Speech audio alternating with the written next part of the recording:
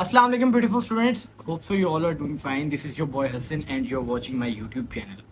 So काफ़ी सारे बच्चे हैं जिनका इस टाइम पर सिलेबस कंप्लीट हो चुका है या फिर कंप्लीट बिल्कुल होने वाला है एंड इस टाइम पे वो ये सोच रहे हैं कि अब हम क्या करें। ठीक है, सिलेबस तो कंप्लीट हो गया, अब आगे का क्या हमने प्लान करना है, आगे हम किस तरह से सारा टाइम मैनेज करें कि जिसके अंदर हमारा जो आउटपुट है वो भी हमारा इम्प्रूव हो और हमारे मार्क्स भी इम्प्रूव हों और एंड पर जाके हमें रिग्रेट भी ना हो कि हमने ये चीज़ मिस आउट कर दी जिस वजह से हमारे अच्छे मार्क्स नहीं आए।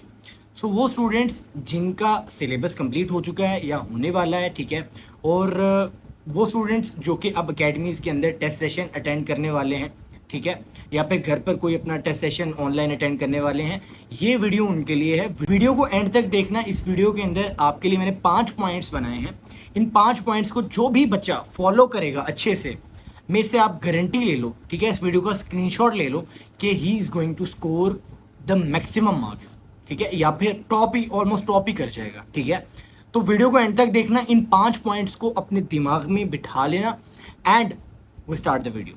ओके, तो वीडियो को स्टार्ट करते हैं। तो सबसे पहली चीज़ जो आप सबके लिए बहुत इंपॉर्टेंट है दैट इज़ कि जितने भी अब आपके टेस्ट होंगे, ठीक है, बेशक आप घर पर बैठ के देते हो या फिर आप अकेडमीज़ में देते हो, इन सब टेस्ट की जो भी प्रोग्रेस होगी आपने उसको मॉनिटर करना है। ठीक है, आपने चेक करते रहना है कि आपकी कहाँ पर मिस्टेक आ रही है, कहाँ पर आप लैग कर रहे हो, कहाँ पर आपको इम्प्रूवमेंट की ज़रूरत है, और अपने जो मार्क्स हैं आपके टेस्ट के उनको 90 to 95% पे लेके जाना है। देखें, अगर आप 80 to 85% स्कोर कर रहे हैं तो आप जिस दिन आपका पेपर होगा एमडी कैट का ऑफिशियल, उस दिन भी आप उतनी ही मार्क्स स्कोर करेंगे। तो अगर आप यहाँ पर इम्प्रूवमेंट नहीं लेके जाएंगे तो देयर इज़ नो चांस कि आपके एमडी कैट के अंदर आउट ऑफ नो वेयर अच्छे मार्क्स आ जाएंगे। So for that reason I would highly recommend कि आपके जो भी टेस्ट होते हैं आप उनको सीरियस लिया करें, उनकी जो भी प्रोग्रेस होती है उसको मॉनिटर किया करें, चेक किया करें कि आपके मार्क्स अगर कम आ रहे हैं तो क्या वजह है, और चेक आप थोड़ा सा कंपेयर किया करें कि जो बच्चे क्लास के अंदर मैक्सिमम या अच्छे मार्क्स स्कोर कर रहे हैं आपको उनसे कितना गैप है। अगर गैप काफ़ी ज़्यादा है तो उसका मतलब ये है कि आप सही से चीज़ें अप्लाई नहीं कर रहे, और इसीलिए मैंने पीछे 2 वीडियोस मतलब 2 प्लेलिस्ट बनाई हैं। एक प्लेलिस्ट के अंदर मैंने सारा बताया है कि आपको सब्जेक्ट वाइज मैंने बताया, दूसरी प्लेलिस्ट के अंदर मैंने सारे नोट्स प्रोवाइड किए हैं। तो मे बी मुझे लग रहा है कि आप या तो नोट्स के अंदर आपको कहीं प्रॉब्लम आ रहा होगा क्योंकि आपके मार्क्स अच्छे नहीं आ रहे, या फिर ऐसा हो सकता है कि आपको सही से गाइडेंस नहीं है फॉर ईच सब्जेक्ट। तो वो दोनों मैंने प्लेलिस्ट बनाई हैं, आप उनको जाके विजिट कर सकते हो। सो आप जितने ज़्यादा अच्छे से अपने टेस्ट दोगे आपके चांसेस ज़्यादा हो जाएंगे कि आपके एमडी कैट के दिन भी अच्छे मार्क्स आएंगे। तो जितने भी आपके अकेडमीज़ के टेस्ट हो रहे हैं आप कोशिश करें उनकी प्रोग्रेस को मॉनिटर करें। Okay, so second point is practice as much as you can. आप जितनी ज़्यादा प्रैक्टिस कर सकते हो उतनी ज़्यादा प्रैक्टिस करो। ये मैं पहले भी वीडियोस में कह चुका हूँ और इसका मकसद ये है कि जब आप जितनी ज़्यादा आप प्रैक्टिस करोगे आपको ना एक पर्टिकुलर एमसीक्यू से रिलेटेड डिफरेंट अप्रोचेस मिलेंगी। लेट से आप कोई एमसीक्यू सॉल्व करते हो तो आपने उसको एक बार सॉल्व किया, ठीक है, एक बार उसको टिक किया और जाके उसका सोल्यूशन देखा, तो आपका वो एमसीक्यूज गलत था, आपने सोल्यूशन देखा, आपको समझ में आ गया। अब दोबारा उसी से रिलेटेड उसी कॉन्सेप्ट से रिलेटेड दोबारा एमसीक्यूज आएगा तो उसमें थोड़ी सी अप्रोच चेंज होगी। तो जब आप उसको सॉल्व करोगे तो आप देखोगे जाके आंसर, आपका आंसर तो गलत होगा बट आपको क्या होगा, एक और अप्रोच मिल जाएगी। आपने उधर से फिर देखा, आपको फिर समझ आ गई कि अच्छा यार ये अप्रोच डिफरेंट है बट कॉन्सेप्ट सेम है। तो जब आप मैक्सिमम प्रैक्टिस करते हो तो आप इस तरह अपने आप को पॉलिश करते जाते हो और देयर कम्स अ टाइम जब आप परफेक्शनिस्ट बन जाते हो। यानी अब आपके लिए सिर्फ स्टेटमेंट पढ़ना एक चीज़ रहेगी है, आप उसको ऑप्शन में से आराम से डिसाइफर कर लोगे।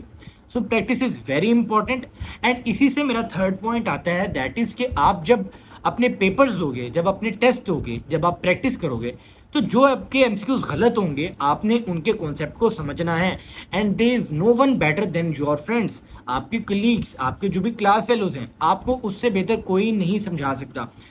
आई नो टीचर्स बहुत अच्छा समझाते हैं एंड इसमें कोई गलत बात नहीं है कि आप जाके टीचर से समझें, बट मैं कहता हूँ कि जब आप अपने कुलीग से, अपने दोस्तों से समझते हैं जिन्हें वो चीज़ आती है, तो वो बहुत आसान तरीके से आपको समझा देते हैं और उनसे आप क्रॉस क्वेश्चनिंग भी कर सकते हो जिस तरह से भी आप चाहते हो। ठीक है, आप टीचर से जब आप बात कर रहे हो थोड़ा आप फॉर्मल रहते हो तो वो आप उस तरह से खुल के अपनी डाउट्स को नहीं बता सकते, बट जब आप कुलीग से बात कर रहे हो तो आप वो ईजिली कन्वे कर देते हो कि मुझे यार यहाँ पर प्रॉब्लम आ रही है, मतलब वो आपको 3 बार भी 4 बार भी समझाए बट आपको समझ नहीं आ रही, इवन देन आप उसे कह सकते हो यार मुझे समझ में नहीं आ रही। ठीक है, तो इस वजह से अपनी मिस्टेक्स को रेक्टिफाई करो।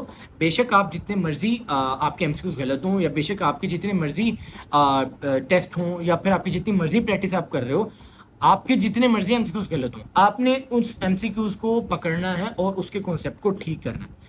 Because keep this in mind कि आपका अगर एमसीक्यूज यहाँ पे गलत हो रहा है ना, तो देर इज़ एन 100% चांस कि ये एमसीक्यूज आपका एमडी कैट में भी गलत हो जाएगा जब ऑफिशियल पेपर आएगा। तो आपने कोशिश करनी है कि जहाँ पर आपको मिस्टेक मिलती है उसको पकड़ के रेक्टिफाई कर लो ऑन द स्पॉट, आगे के लिए ना छोड़ो, क्योंकि अगर आप कोई चीज़ छोड़ते हो वो फिर एंड तक आपकी छोड़ी जाती है, फिर आपको वापस टाइम नहीं मिलता उस चीज़ को सही करने का। Okay, fourth point is increase your study hours.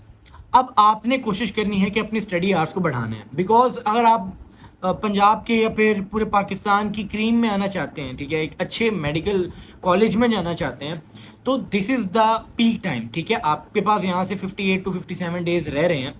अब आपने अपनी पीक परफॉर्मेंस देनी है, और पीक परफॉर्मेंस देने के लिए आपको ज़्यादा टाइम पढ़ना पड़ेगा, जितना टाइम हो सकता है। आई एम नॉट सेइंग कि आप 7-8 घंटे पढ़ो या फिर 10 घंटे पढ़ो। आई एम सेइंग कि अगर आप पहले 3 घंटे पढ़ रहे थे, 4 घंटे पढ़ रहे थे, तो अपना लिमिट पुश करो, 5 घंटे पे आओ, 5 घंटे पे आओ तो 6 घंटे पे जाओ।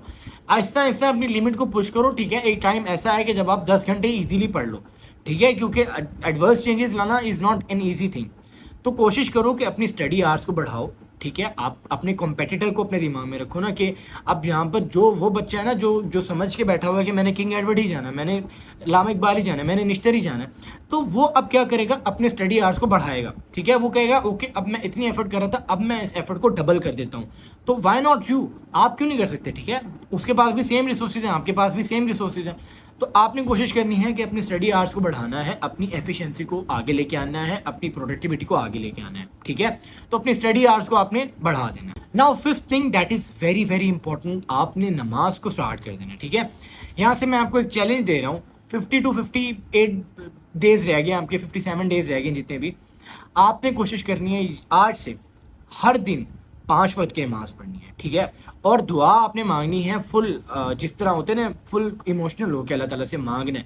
जैसे आप मांगते हैं ना, एक बच्चा अपनी माँ से मांगता है चीज़ें, ठीक है, कि अम्मी मुझे एक चीज़ दे दो, रो के मांगता है, तो अम्मी उसे वो चीज़ दे देती हैं। अम्मी कहती हैं कि चलो तुम ये चीज़ रख लो, मैं और किसी चीज़ से, और मतलब बाकियों को मैं कुछ और दे दूँगी। इसी तरह आप जब अल्लाह ताला से मांगो ना, तो आप रो के मांगा करो, ठीक है।